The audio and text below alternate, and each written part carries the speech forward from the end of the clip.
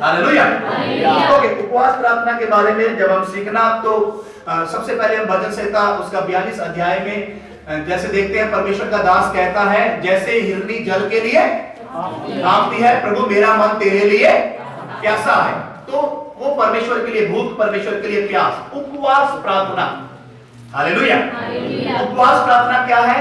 जब हम परमेश्वर के लिए भूखे होते हैं और परमेश्वर के लिए प्यासे होते हैं। उपवास प्रार्थना उस बात को दिखाती है, उपवास प्रार्थना उस बारे में बताती है।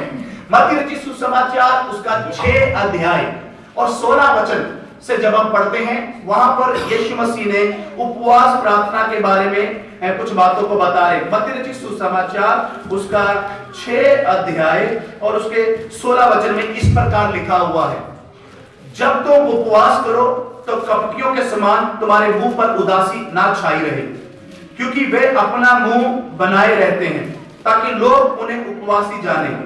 मैं तुमसे सच कहता हूं कि वे अपना प्रतिफल पा चुके। परंतु जब तू उपवास करे तो अपने सिर पर तेल मल, अपना मुंह धो, ताकि लोग नहीं परंतु तेरा पिता जो गुप्त में है तुझे उपवासी जाने। इस दशा में तेरा पिता जो गुप्त में देखता है तुझे प्रतिफल देगा। मत्ती सुसमाचार उसका 6 अध्याय 16 वचन से लेकर 18 वचन आपके बीच में मैंने पढ़कर बताए हैं। यहां पर उपवास प्रार्थना के बारे में यीशु मसीह बताते हैं कि तू क्या कर, गुप्त में जाकर उपवास प्रार्थना कर। तो बाइबल में 2 रीति से उपवास प्रार्थना के बारे में सीखते हैं। नंबर 1, उपवास प्रार्थना जो है वो हम गुप्त रीति से कमरा बंद करके फास्टिंग लेके खुदा के कदमों में व्यक्तिगत रीति से प्रार्थना करते हैं। नंबर 2, सामूहिक, मतलब मिलकर उपवास प्रार्थना करना। हालेलुया। लेकिन जो पोर्शन अभी हमने पढ़ा मत्ती सुसमाचार 6 अध्याय 16 से 18, इसमें व्यक्तिगत उपवास प्रार्थना के बारे में यीशु मसीह बताते हैं। लेकिन बाइबल को उत्पत्ति से लेकर आगे तक सारा जब हम पढ़ते हैं तो 2 तरीके से उपवास प्रार्थना के बारे में बाइबल सिखाती है। एक को बोलते हैं व्यक्तिगत उपवास प्रार्थना, नंबर 2 होता है सामूहिक। हालेलुया। या मिलकर उपवास प्रार्थना करना। तो मैं प्रभु को धन्यवाद देता हूं, ये दोनों रीति से आपको उपवास प्रार्थना अपना जिंदगी में करना चाहिए। आपका व्यक्तिगत लाइफ में आप अपना घर में उपवास लेकर किसी बातों को लेकर खुदा के कदमों में बैठ सकते हैं। भले ही शायद किसी भाई को नहीं पता होगा, किसी बहन को नहीं पता होगा, चर्च के लोगों को नहीं पता होगा, लेकिन आपने गुप्त में उपवास प्रार्थना लेकर किसी बातों के लिए परमेश्वर के चरणों में बैठकर उपवास प्रार्थना में शामिल हो सकते हैं आप। नंबर 2, जिसको बोलते हैं मिलकर उपवास प्रार्थना करना, सामूहिक रूप से प्रार्थना करना। शुक्रवार को यहां पर बहनें आती हैं और हम मिलकर सामूहिक रूप से उपवास प्रार्थना करते हैं। हालेलुया। ये दोनों रीति से उपवास प्रार्थना करने के बारे में बाइबल की तालीम है, ये बाइबल की टीचिंग्स है, ये बाइबल की शिक्षा है। 2 रीति से उपवास प्रार्थना कर सकते हैं, इसलिए व्यक्तिगत रीति से भी उपवास प्रार्थना करना है और सामूहिक रीति से भी उपवास प्रार्थना करना है। तो मेरी बहनें, मेरे भाई, जब आप प्रभु के वचन को सुनते हैं, आपने इन बातों को अपनी जिंदगी में लागू करना है। कोई ना कोई तो यहाँ पर चाहिए जो ये बोले, हाँ प्रभु इसके अनुसार मैं करने वाला हूं। जो आज मैं वचन का प्रचार सुनता हूं, जो शिक्षा उपवास प्रार्थना के बारे में सुनता हूं, हाँ प्रभु आगे से मैं इसको अप्लाई करने वाला हूं। तो मेरे भाई, मेरी बहन, तुम लोगों को इन दोनों बातों में शामिल होने का प्रयास और चाहत अपना दिल में रखना चाहिए। हालेलुया। क्यों चाहत रखना चाहिए? क्योंकि यीशु मसीह ने कहा तुम्हारा पिता तुम्हें प्रतिफल देगा। उपवास प्रार्थना हमारे जीवन में क्या लेकर आती है? प्रतिफल को लेकर आती है। बोलिए, प्रतिफल लेकर आती है, प्रतिफल लेकर आती है, प्रतिफल लेकर आती है। दोनों तरह की जो उपवास प्रार्थना है, भले वो व्यक्तिगत रीति से है, भले वो मिलकर उपवास प्रार्थना करना है, ये दोनों उपवास प्रार्थना हमारे जीवन में परमेश्वर की ओर से प्रतिफल लेकर आते हैं, इनाम लेकर आते हैं, आशीष लेकर आती है, छुटकारा लेकर आती है। परमेश्वर का दाहिना हाथ हमारे जीवन में कार्य करना हाथ होता है, प्रभु में बेस करता है, प्रभु में बढ़ाता है। तो आप अपनी जिंदगी में कैसे आशीष पा सकते हैं? आप अपनी जिंदगी में कैसे प्रभु में आप आगे बढ़ सकते हैं? कैसे आपकी जिंदगियां आशीषित हो जाएंगी, आपकी फैमिली आशीषित हो जाएंगी? उसके लिए ये दोनों बातों को आपको अपनी जिंदगी में प्रैक्टिस करना पड़ेगा। बोलो, करना पड़ेगा। एक दूसरे को बोलो करना पड़ेगा, करना पड़ेगा, करना पड़ेगा। बोलो फिर ही प्रचार का फायदा है, फिर ही प्रचार का फायदा है। सिर्फ सुन के जाना नहीं, सिर्फ सुन के जाना नहीं, ऐसा करना पड़ेगा, ऐसा करना पड़ेगा, क्योंकि प्रभु प्रतिफल देगा, क्योंकि प्रभु प्रतिफल देगा। ताली बजाकर यीशु मसीह के लिए धन्यवाद। हालेलुया। हमारा परमेश्वर हमें आशीष देने वाला परमेश्वर है, वो हमें फलवान करने वाला परमेश्वर है, वो हमें आगे बढ़ाने वाला परमेश्वर है। लेकिन जो काम हमने करना वो हमें करना पड़ेगा।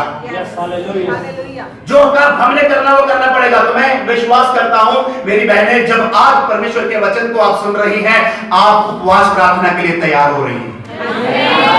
मेरे भाई, जब आप प्रभु का वचन सुन रहे हैं तो आप उपवास प्रार्थना के लिए तैयार हो रहे हैं, क्योंकि परमेश्वर आपकी परिस्थितियों को चेंज करने जा रहा है। परमेश्वर आपके जीवनों को बदलने जा रहा है। इसलिए सामर्थी बातों को आपके बीच में प्रचार किया जा रहा है, सामर्थी शिक्षा आपके बीच में प्रचार की जा रही है, सामर्थी बातें आपके बीच में बांटी जा रही है। ये वचन हमारा जीवनों को चेंज करेगा। हालेलुया। क्योंकि हम सिर्फ सुनने वाले नहीं, हम करने वाले हैं। हम सिर्फ सुनने वाले नहीं, हम करने वाले हैं। और परमेश्वर हमारे लिए महान काम करेगा, परमेश्वर हमारे लिए महान काम करेगा। हालेलुया। कोई तो है जिसके अंदर आवाज आ रही है, हाँ अब से मैं उपवास किया करूंगी। हालेलुया।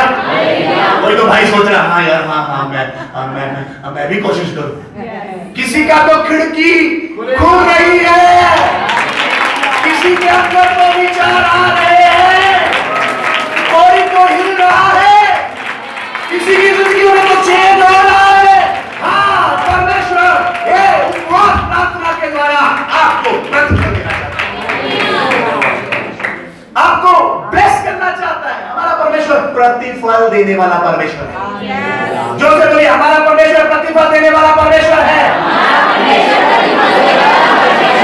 हमारा परमेश्वर प्रतिफल देने वाला परमेश्वर है। हमारा परमेश्वर प्रतिफल देने वाला परमेश्वर है। Okay, hallelujah. आपको मैं बताता हूं परमेश्वर के पवित्र वचन में उपवास प्रार्थना के बारे में कितना बता सकते हैं, लेकिन फिर भी जो बात जितना समय में आपको बता सकते हैं, प्रभु मुझे अगुवाई देता, वो बात आपके बीच में बात करने आगे बढ़ता हूं। मूसा के बारे में परमेश्वर के पवित्र वचन में लिखा 40 दिन और 40 रात एक पहाड़ के ऊपर वो उपवास प्रार्थना में था। कितने दिन? 40 दिन और 40 रात एक पहाड़ के ऊपर प्रभु का दास मूसा एक पहाड़ के ऊपर उपवास प्रार्थना में था। और बाइबल में लिखा तब परमेश्वर ने उसके साथ बात करी। हालेलुया। तब परमेश्वर ने उसके साथ बात करी। जब मूसा 40 दिन 40 रात एक पहाड़ के ऊपर उपवास प्रार्थना में था, तब परमेश्वर ने उससे बात करी। हालेलुया। और उसको 10 हुक्म दिए। बहुत घरों में लगा होता है ना 10 हुक्म बना होता है ना, 10 हुक्म कैलेंडर बने होते हैं, ऐसे पिक्चर्स बने होते हैं, सिनरियां बनी होती है, उसमें लिखा होता है 10 हुक्म। ये 10 हुक्म मूसा को कब मिले थे? प्रभु के दास को जब वो एक पहाड़ के ऊपर 40 दिन और 40 रात उपवास प्रार्थना में था। उस समय उसको ये 10 हुक्म मिले।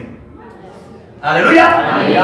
तीसरी बात, जब मूसा 40 दिन और 40 रात उपवास प्रार्थना में था, जब वो नीचे आया उसका चेहरा इतना चमक रहा था, लोग उसको बर्दाश्त नहीं कर पा रहे थे, देख नहीं पा रहे थे। इतनी महिमा, इतना जलाल मूसा के चेहरे के ऊपर था। 3 बातें, जब मूसा 40 दिन 40 रात उपवास प्रार्थना में था, नंबर 1 परमेश्वर ने मूसा से बात की। नंबर 2 परमेश्वर ने मूसा को वचन दिए। नंबर 3 उसका चेहरा जलाल से चमक रहा। मैं आपको क्या कह रहा हूं? उपवास प्रार्थना में व्यक्तिगत रीति से आ जाए, उपवास प्रार्थना में सामूहिक रीति से आ जाए, परमेश्वर आपसे बात करेगा। परमेश्वर आपसे बात करेगा यदि आप उपवास प्रार्थना को प्रैक्टिस करने वाले हैं। अगर आप उपवास प्रार्थना को करने वाले हैं तो प्रभु बात करेगा, प्रभु आपको वचन देगा। वो बोलेगा मेरी बहन इस आयत को पढ़, वो बोलेगा मेरी बेटी इस वचन को पढ़, मेरे बेटे इस वचन को पढ़, ये तेरे लिए। परमेश्वर पवित्र वचन से आपको वचन देगा, वो आपसे बात करेगा। उससे बढ़कर तुम्हारा चेहरा निराश नहीं होगा, चमकना शुरू हो जाएगा, चमकना शुरू हो जाएगा, चमकना शुरू हो जाएगा। हालेलुया। मेरी बहनें माफ करना, ब्यूटी पार्लर के बिना ही चमकेगा। हेलो, माफ कर, बोलते ना ये ना प्रभु का धन्यवाद, 2 ब्यूटी पार्लर वाली है मेरी चर्च में, एक रेखा एक शहरी सिस्टर की है। अच्छा माफ करना, वो समझाने के लिए बोलता हूँ। हालेलुया। वो बोलते ना वो ये लगाने से ग्लो आता है। मुझे कुछ पता है, मैं इसलिए बातें जब करती हूँ सुन लेता हूँ। कोई बात करे तो थोड़ा थोड़ा सुन, सारा नहीं थोड़ा थोड़ा सुन, इसलिए मुझे पता। क्या बोलते हो? ये लगाने से क्या आएगा? ग्लो आएगा। मैं कह रहा हूँ उपवास प्रार्थना करो, ग्लो आएगा, ग्लो आएगा। उपवास प्रार्थना करो, ग्लो आएगा। हालेलुया। क्या फायदा ऊपर की परत में ग्लो आया है, अंदर बत्ती बुझी हुई है। हेलो,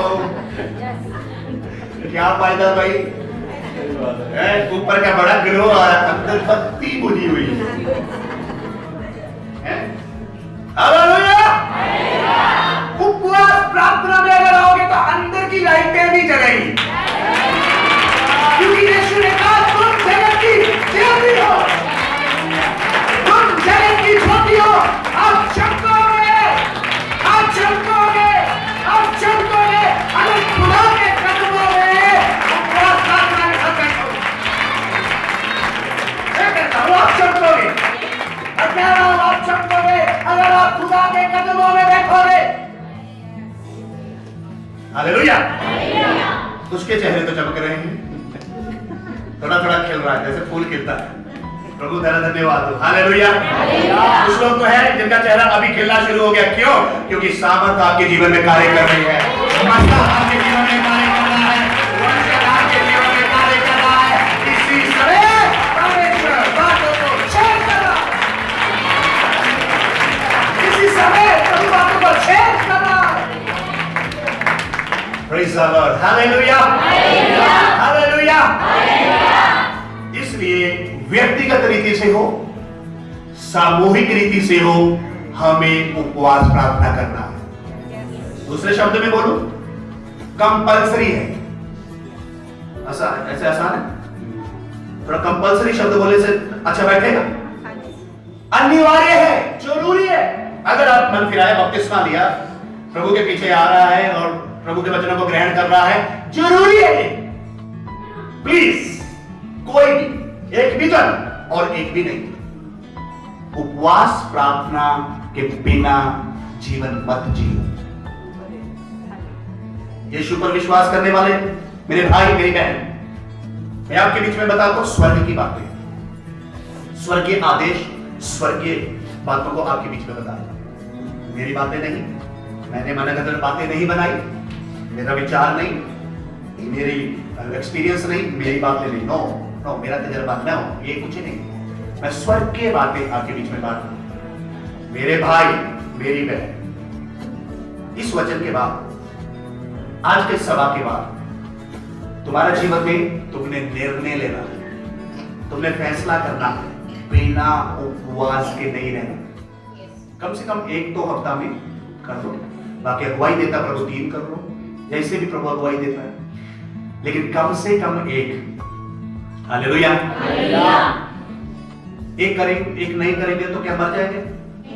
एक उपवास नहीं मतलब उपवास कर लेंगे तो क्या मर जाएंगे? नहीं। ये जो अंदर सिस्टम है कमजोर हो जाएगा, ये नहीं, चलता ही रहता है।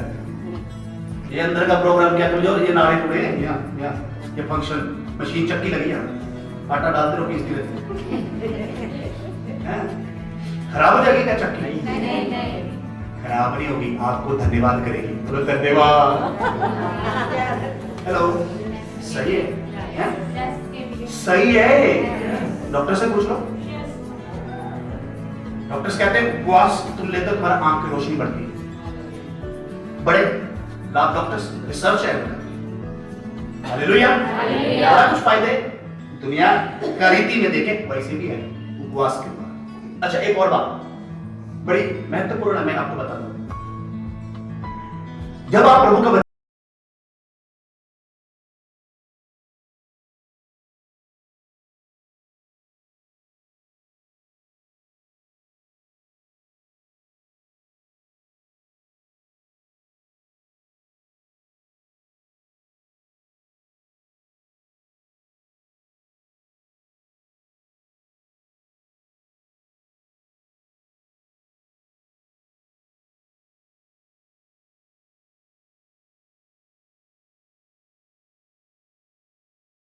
माफ करना मुझे, मैं सच कुछ छुपाना नहीं, कुछ नहीं छुपाना, खोल कर बोल रहा हूं आपको। मारेगा दुष्ट आत्मा, क्योंकि आप अभिषिक्त का बात को टालते हो, आप अभिषिक्त की बात को टालते हो, तो दुष्ट आत्मा मारेगा फिर, क्योंकि वो तो मौका चाहता है, मारेगा। हालेलुया। टालो ना, टालो ना, टालो ना, टालो ना। आज तो कोई कहे हाँ प्रभु हमें भी उपवास प्रार्थना करना है। हालेलुया। कोई भी हो, आप सब लोगों को उपवास प्रार्थना करना है। ये आपके लिए आशीष है, ये आपके परिवार के लिए आशीष है, ये चर्च के लिए आशीष है, ये सेवक के लिए आशीष है। इतनी आशीषें हैं और हम सोच रहे सारी आशीषें आलू के परोठे में। हमारा सोच, तो सारा दिमाग कितने बुद्धिमान हो गए, सारी बरकतें मूली के पराठे, गोभी के पराठे में सारी बरकतें। कैसे सोचते हैं, क्या सोच है हमारी, किस जिंदगी में जी रहे भाई? हेलो, जागो, कहां जी रहे हो, क्या कर रहे हो? और छोड़ दो, इसमें नहीं है सब कुछ, सब कुछ इसमें है, सब कुछ इसमें है, बाइबल में है सब कुछ। हालेलुया। सब कुछ बाइबल में है भाई, नहीं जसपाल भाई, सब कुछ पराठे में नहीं। मुझे पता पराठा किसको ज्यादा पसंद है। मैं कभी कभी जसपाल जी के घर में गया तो बिल्कुल मुझे पराठा खिलाता। एक बार मैं गया गोभी का बन गया, एक बार मैं गया कोई दूसरा बन गया, उनका धन्यवाद, बड़ा अच्छा गिफ्ट है भाई, उसको उनका वाइफ को सोनिया बड़ा बढ़िया बनाती है, ठीक है, लेकिन इतना बढ़िया बनाती है इसका मतलब ये नहीं छोड़ना ही नहीं है, हमने उनको छोड़ना ही नहीं, तो वो तो आपकी पत्नी घर पे ही है, जब कहोगे बताएगी। Praise the Lord. ठीक है, आप अपना फैमिली में, भाई केवल जसपाल जी के लिए नहीं बोल रहा हूँ, भाई दलजीत मैं आपके लिए बोल रहा हूँ, भाई सोनी मैं आपके लिए बोल रहा हूँ, मनोज भाई डिंपल मैं आपके लिए बोल रहा हूँ, मैं आप सबके लिए बोल रहा हूँ, किसी एक पर्टिकुलर पर्सन के लिए नहीं। हम सबको उपवास प्रार्थना करना जरूरी है। आइए अपनी आंखों को बंद करें और सब प्रभु को धन्यवाद।